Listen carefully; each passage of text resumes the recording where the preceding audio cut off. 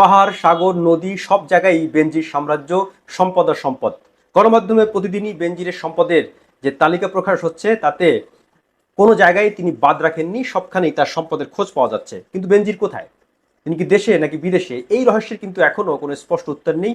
কয়েকটি গণমাধ্যম বলছে যে তিনি দেশে নেই, গত 4 মে সপরিবারে দেশ ছেড়েছেন এবং বর্তমানে তিনি সিঙ্গাপুরে অবস্থান করছেন। এবং এই তথ্যটিকে সত্য যদি ধরি আমরা, তাহলে একটি প্রশ্ন ওঠে যে তিনি কিভাবে পালিয়ে গেলেন, তাকে বিদেশে পালাতে সহায়তা করেছে কারা?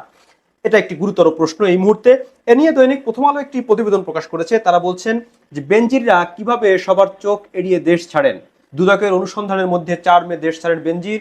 বেসিক ব্যাংকের সাবেক চেয়ারম্যান আব্দুল হাইয়েরও খোঁজ নেই। এই আব্দুল হাই, সেটা আরেকটা ঘটনা এবং আরেক ইতিহাস।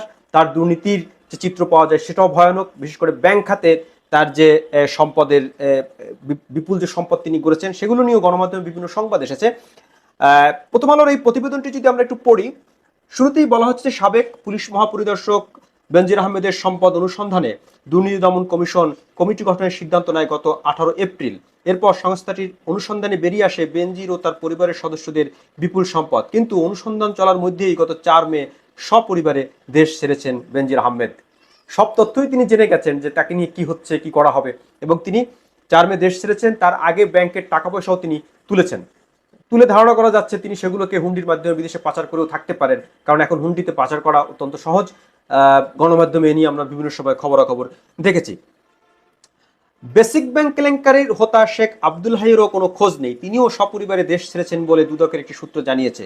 দেশ ছেড়ে পালিয়ে যাওয়ার পর ভারতে ধরা পড়েছেন ব্যাংক ও আর্থিক প্রতিষ্ঠান থেকে নামে বেনামে 3,500 কোটি টাকা আত্মসাৎ করা প্রশান্ত কুমার হালদার বা পিকে হালদার। পিকে হালদারের ব্যাড লাক, তিনি ধরা পড়ে গেছেন, কিন্তু আব্দুল হাই বাচ্চু এবং এই বেনজির আহমেদ এখনো অধরা।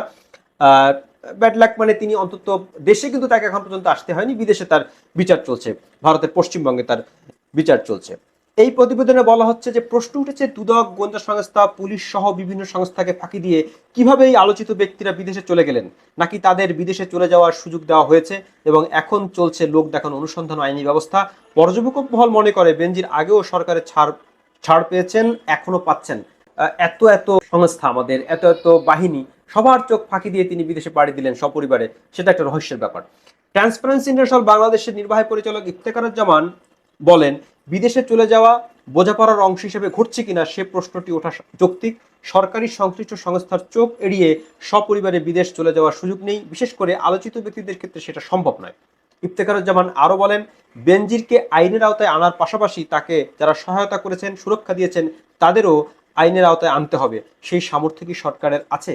বেনজির আহমেদ সহ যারা এ ধরনের অপরাধে জড়িত, যারা এরকম সম্পদের পাহাড় করেছেন, দুর্নীতি করেছেন, তাদের বিরুদ্ধে কঠোর পদক্ষেপ নেবে। শুধু 1-2টি ঘটনা নয়, প্রতিটি ঘটনারই, মানে সব পর্যায়ের দুর্নীতিবাজ এবং অবৈধ সম্পদ বর্জনকারীদেরকে ধরতে হবে, এবং সরকারের সেই সামর্থ্য আছে, এটা আমরা বিশ্বাস করতে চাই। কারণ আমরা এর আগেও দেখেছি বহু দুর্নীতিবাজ এভাবে সম্পদের পাহাড় করে বিদেশে চলে গেছেন।